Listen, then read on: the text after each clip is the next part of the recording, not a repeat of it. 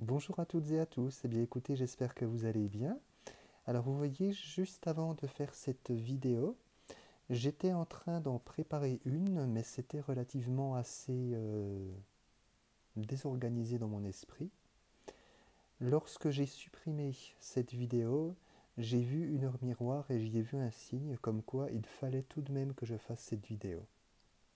Donc nous allons la faire ensemble. Et cette vidéo parlera d'une chose, cette chose, c'est la vérité. Mais la vérité avec un grand L et un grand A, la vérité. Même si nous vivons dans un monde relatif où le bien et le mal s'opposent, il existe une vérité qui transcende toutes les lois, pour ainsi dire. Cette vérité est en fait notre unité. Neale Donald Walsch, l'auteur de Conversation avec Dieu, nous révèle qu'il y a un nouvel évangile. Ce nouvel évangile est le suivant. Nous ne formons qu'un, notre voix n'est pas la meilleure, mais seulement une parmi tant d'autres. Est-ce que vous imaginez la puissance de ces mots s'ils étaient énoncés de par nos gouvernements, de par nos religions, de par nos représentants? Est-ce que vous imaginez à quel point le monde pourrait changer rapidement si nous adoptions tous cette simple vision que nous ne formons tous qu'un seul être vivant? Parce que c'est exactement cela. Nous faisons partie de la seule âme qui soit. Il n'y a pas un endroit où une âme commence et où une autre se termine. Il n'y en a qu'une seule. Nous sommes à l'intérieur, pour ainsi dire, de l'âme de Dieu et tout est interrelié à l'intérieur.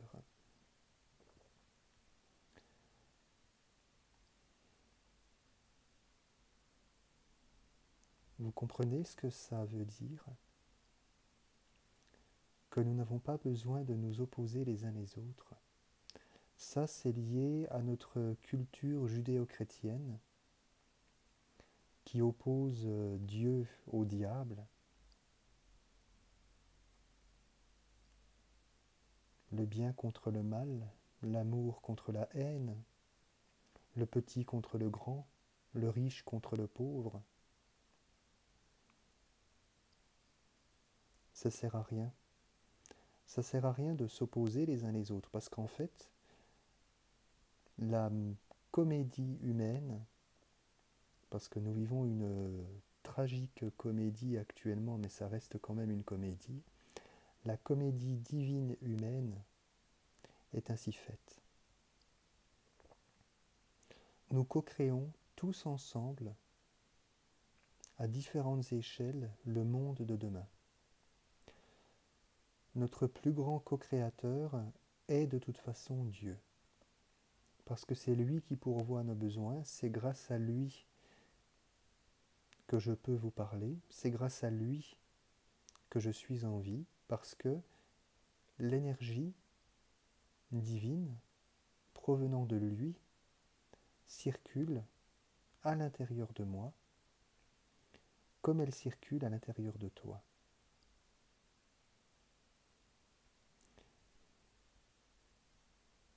Beaucoup de pouvoirs essayent actuellement de nous cacher beaucoup de vérités.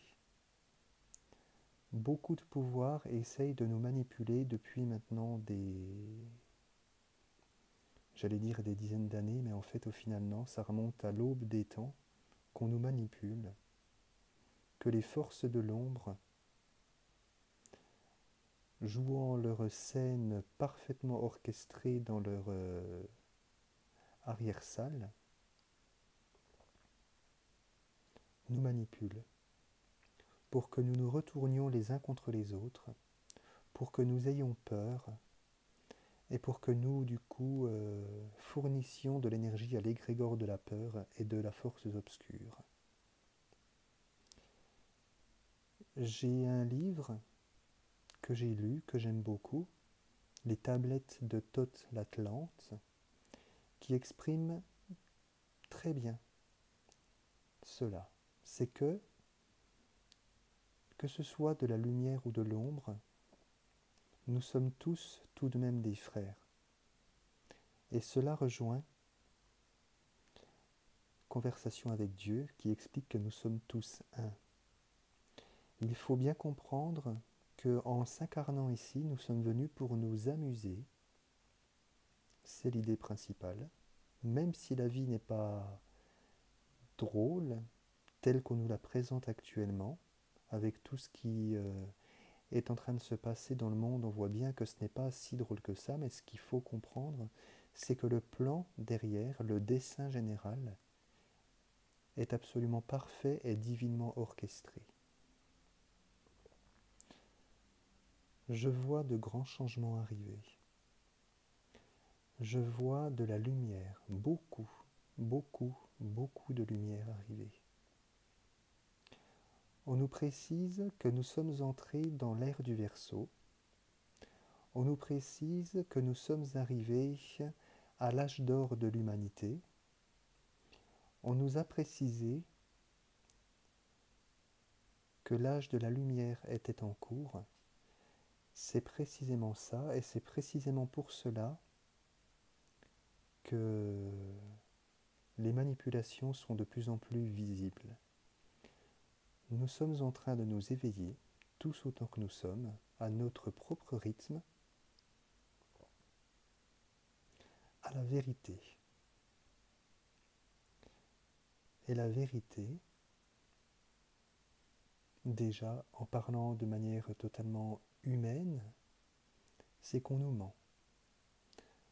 On nous ment en permanence et malheureusement ce sont ceux qui nous dirigent, qui nous mentent le plus, en nous faisant croire des choses et toujours en nous faisant peur. Rappelez-vous par exemple l'allocution d'Emmanuel Macron, notre cher président, lorsqu'il avait dit à 6 ou 7 reprises, je ne sais plus, que nous sommes en guerre. À cette époque, c'était je crois au début du premier confinement, lorsqu'il avait dit ça, il était totalement dans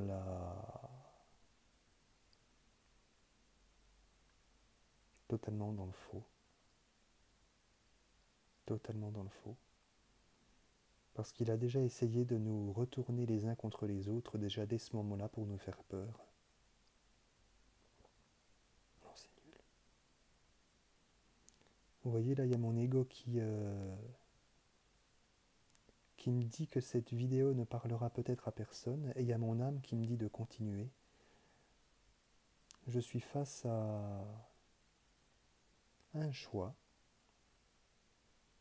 de continuer ou d'arrêter cette vidéo ici, donc je vais quand même la continuer pour vous entretenir sur diverses choses, pour vous entretenir sur diverses pensées actuelles.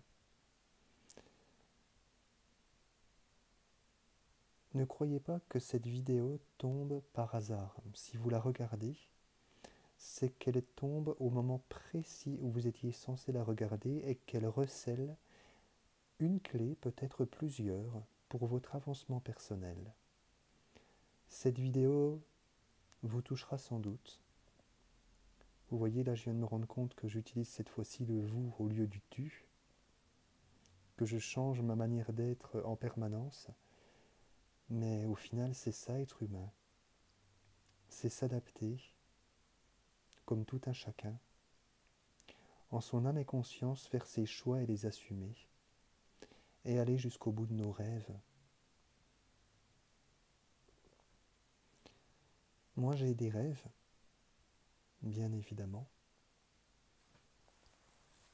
mais ces rêves ne sont pas pour moi. Je rêve simplement de vivre dans un monde où l'harmonie règne. Je rêve de vivre dans un monde où la paix est instaurée définitivement. Je rêve de vivre dans un monde où chacun puisse s'amuser avec son voisin, où la pauvreté n'existe plus, un monde où le suicide n'existe plus, un monde où le meurtre n'existe plus. Un monde où l'argent retrouve sa juste valeur et où on comprend que l'argent n'est qu'une énergie parmi tant d'autres. Parce que là-dessus aussi, il faut quand même réaliser une chose, c'est que l'argent est une énergie divine également. Nous avons tendance à la juger, mais ça c'est le propre de l'homme. C'est nous qui jugeons que quelque chose est bien ou que quelque chose est mal. Les personnes qui gagnent beaucoup d'argent jugent cela bon. Les gens qui en gagnent peu la voient d'un mauvais œil, croyant que ça corrompt les âmes, entre guillemets. Non. L'argent peut très bien venir à toi, sans aucun problème si tu le décides et si tu l'attires à toi. Parce que tu es un fils ou une fille de l'abondance et que tu mérites de recevoir absolument tout. Tu reçois déjà l'amour divin en permanence, mais tu ne t'en rends peut-être pas compte. Tu reçois déjà tellement de miracles dans ta vie, sans même peut-être forcément t'en rendre compte. Un miracle n'est pas forcément une guérison instantanée ou quelque chose de grandiose. Un miracle, ça peut être aussi bien un enfant qui te sourit. Ça peut être aussi bien un sourire sur un visage que tu n'attendais pas. La vie est merveilleuse. La vie est grandiose.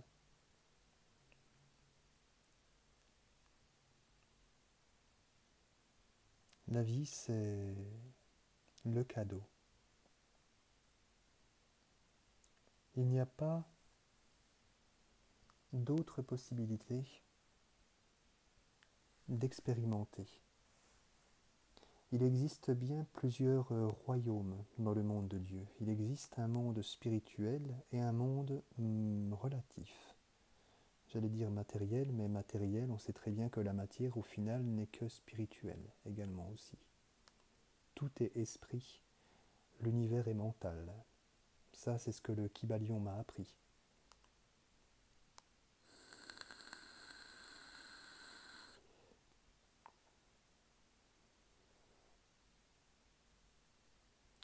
Ce que je peux simplement vous inviter à faire,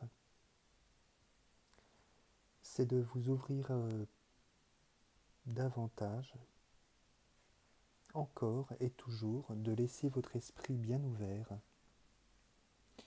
de vous documenter, de vous renseigner et de faire de la lecture un passe-temps habituel.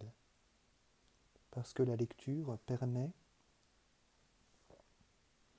de faire voyager votre esprit et permet de faire grandir votre connaissance et aussi de parfaire votre sagesse. Parce que en lisant, vous vous imprégnez de ce que vous lisez, cela fait écho à ce que vous ressentez. Moi, par exemple, il n'est pas rare que lorsque je lis un livre, ça me renvoie à certains moments passés, par exemple. Je repense à certaines choses. Ça me met de l'ordre dans les idées. Vous voyez, là, je viens d'avoir un sacré bourdonnement dans l'oreille droite qui vient de se produire. C'était assez intense. Et ça siffle encore d'ailleurs. Je ne sais pas ce que ça signifie, mais j'accueille tout simplement. Ouais, c'est pas très agréable. Ce qu'il faut savoir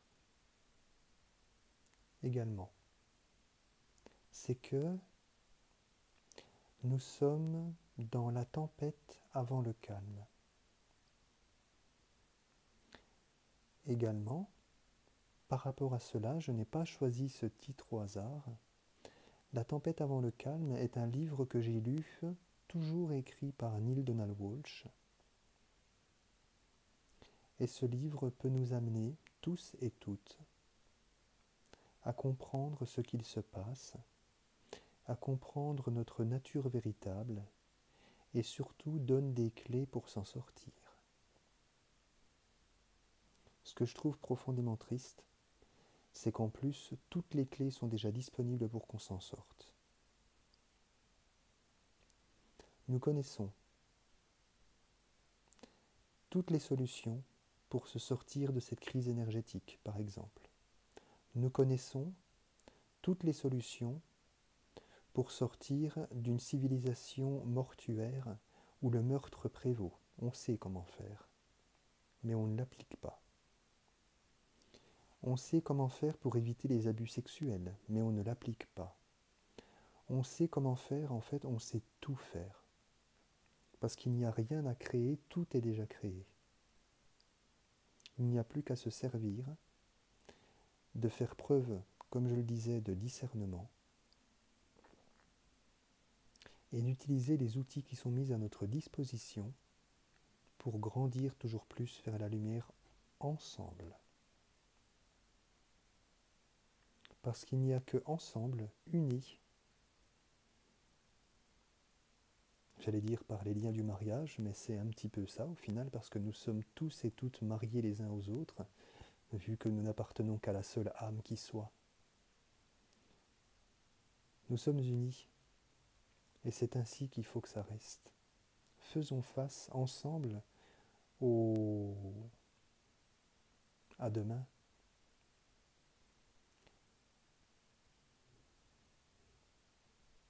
Je vous aime profondément, parce que je comprends ton cœur en ayant sondé le mien. Je comprends ta douleur parce que j'ai longtemps voulu combattre la mienne, et c'est seulement lorsque j'ai accepté que j'ai compris. Le pouvoir de l'acceptation est totalement révélateur, totalement salvateur, et ça permet d'avancer. Il faut parfois accepter que nous n'avons pas le contrôle sur tout, bien au contraire, la vie n'a aucun sens. Dieu nous a fait le plus grand cadeau en la créant comme cela. Dieu a créé la vie sans aucun sens, pour que chacun puisse donner son propre sens à sa vie. J'en parlais tout à l'heure. Lorsque j'ai vu marquer l'heure miroir 18h18, moi j'y ai vu un signe. D'autres personnes n'y verront qu'une heure classique. Lorsque je vois une étoile filante dans le ciel, je peux très bien me dire que c'est Dieu qui se déplace, alors que d'autres personnes plus pragmatiques n'y verront qu'un bout de caillou circulant dans l'univers. La vie n'a pas de sens, seulement celui que vous lui donnez. Compris ceci, vous pouvez faire exactement ce que vous voulez. Votre vie vous appartient. Et ta vie, notre vie, est éternelle. Je suis déjà revenu pas mal de fois là-dessus sur des précédentes vidéos, mais je pense qu'il est quand même important de soulever ce point encore une fois. La vie est éternelle. Tu peux croire que tu vas mourir un jour, ce n'est pas le cas. Tu vivras juste autrement, sous une autre forme, à un autre endroit de l'univers, avec d'autres peuplades.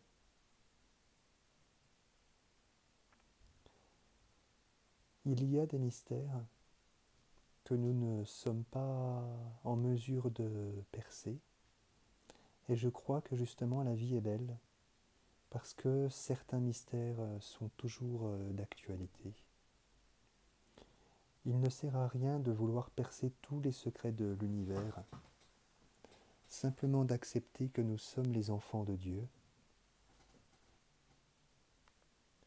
et que nous sommes les enfants d'un Dieu profondément aimant, profondément miséricordieux, plein de compassion.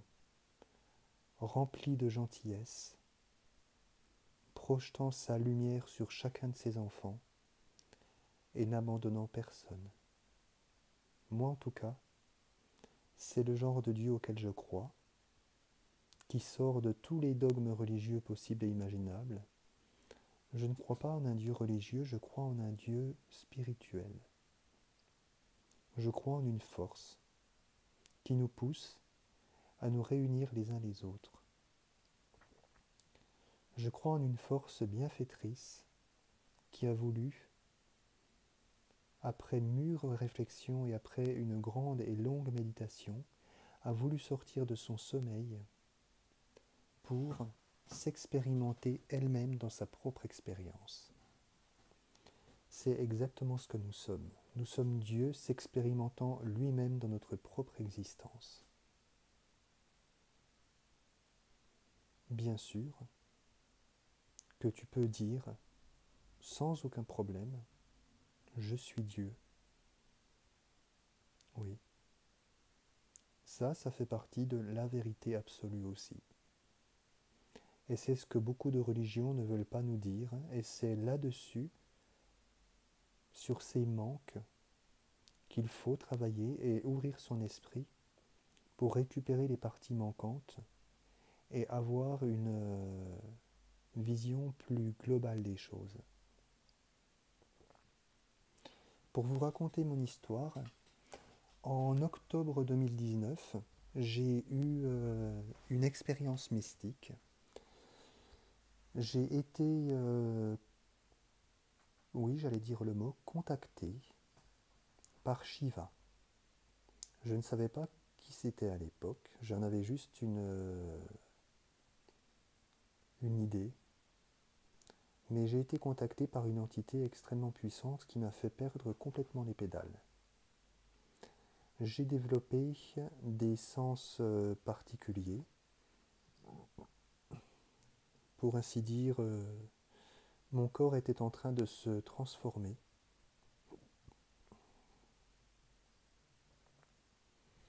J'arrivais à sentir les émotions des gens avec mes narines. Je dégageais une odeur extrêmement agréable.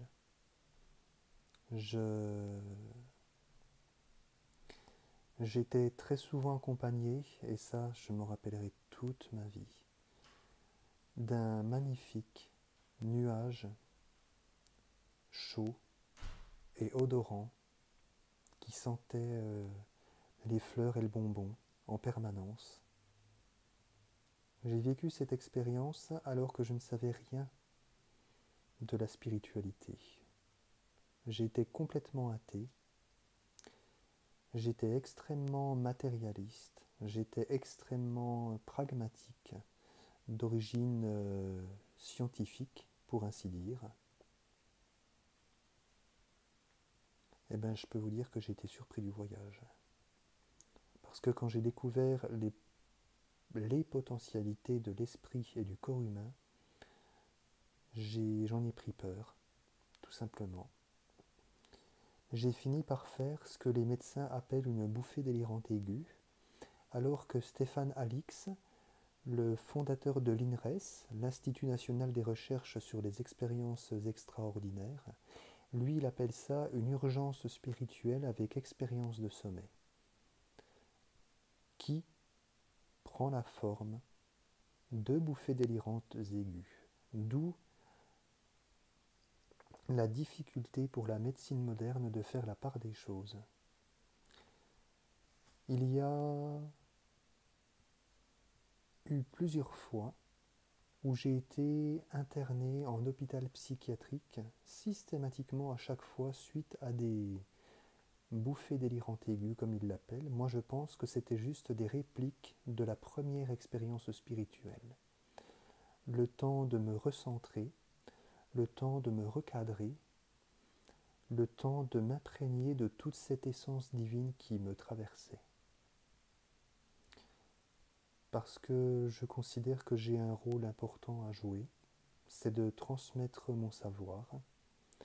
Le savoir n'est rien si on ne s'en sert pas. C'est comme les outils que je vous parlais tout à l'heure. À quoi ça sert d'avoir des outils si c'est pour les regarder? Autant les utiliser.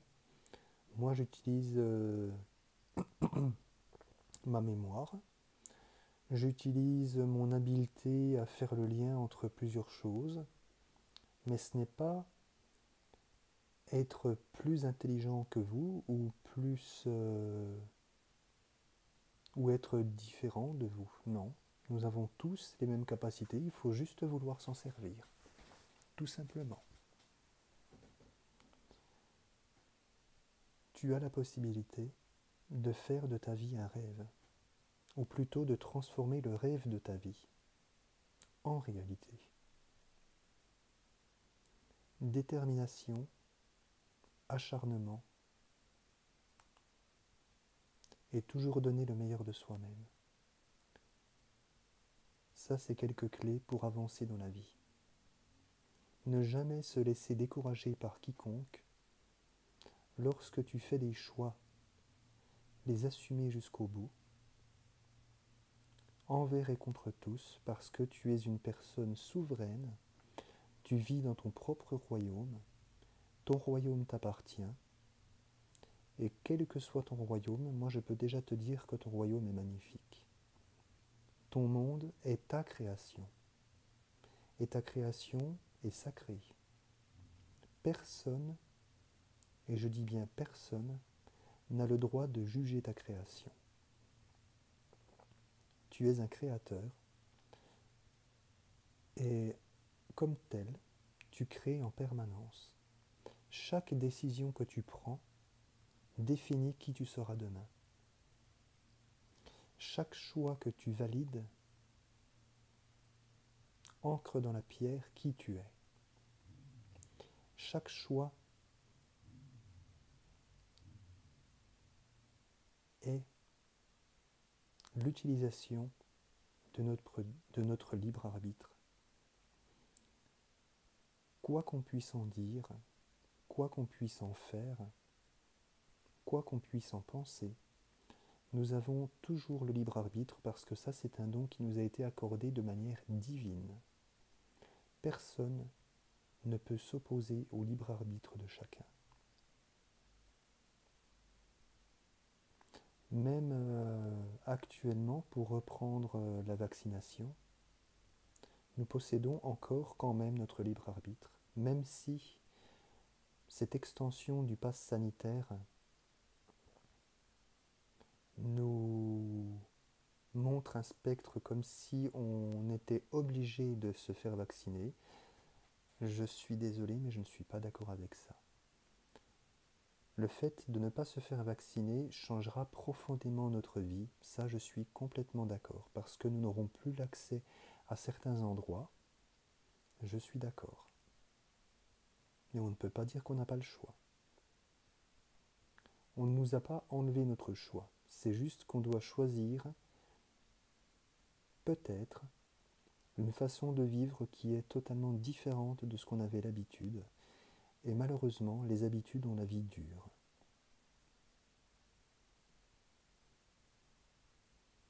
Il est bon, très très bon, de changer ses habitudes, d'essayer quelque chose de nouveau. On est là pour expérimenter après tout. On est là pour s'amuser. On est là aussi bien sûr pour des missions plus importantes. On est là pour aider notre belle planète Gaïa à évoluer. Mais nous sommes surtout là pour s'aimer les uns les autres. Il n'y a pas d'autre alternative à la paix dans le monde.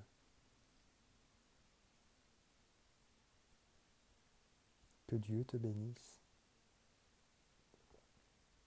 Que Dieu nous bénisse tous. Que Dieu, dans son infinie gloire, déverse sur nous toute sa bonté, pour que nous ouvrions enfin tous les yeux et que les personnes qui sont encore actuellement en sommeil se réveillent. Et nous serons là. Nous serons tous présents pour les aider au réveil. De plus en plus de gens sont en train de s'éveiller, même si on ne le voit pas actuellement. Moi, je regarde un petit peu tout ce qui est réseaux sociaux, informations, choses comme ça.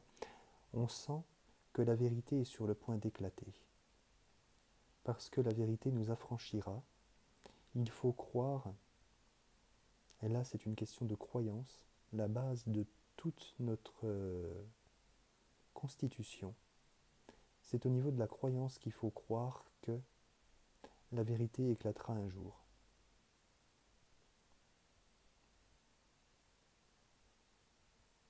Moi je crois en toi. Moi je crois en nous. Je crois en la beauté de la race humaine. Je crois en la bonté de la race humaine. Des exemples tout bêtes. Lorsque quelqu'un se noie, notre premier réflexe n'est-il pas d'aller le sauver? Lorsque nous voyons un bâtiment en flammes et que nous savons qu'il y a un enfant à l'intérieur, notre premier réflexe n'est-il pas de courir même à travers les flammes pour aller le sauver, en faisant fi de notre propre vie? Si ça, c'est pas une démonstration purement physique que nous sommes des êtres profondément tournés vers l'amour, je ne sais pas ce que c'est. L'amour est tout ce qui est, tout ce qui a été et tout ce qui sera à jamais. Il n'y a rien, absolument rien qui ne soit pas gouverné par l'amour. Même les actes les plus odieux, les plus terribles, les plus obscènes, sont gouvernés par l'amour. L'amour de soi.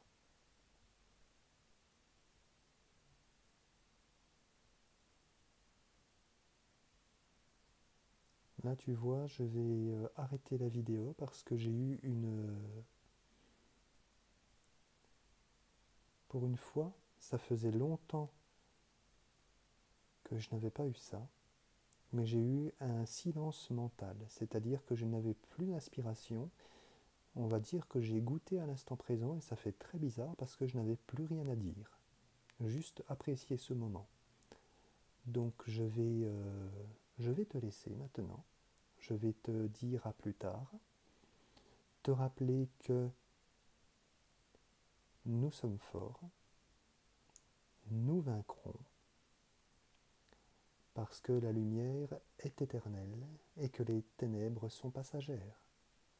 Allez, sur ces dernières paroles, je vous embrasse fort, je vous aime et je vous dis à très bientôt. Au revoir. Bonne soirée à tous. Bisous bisous.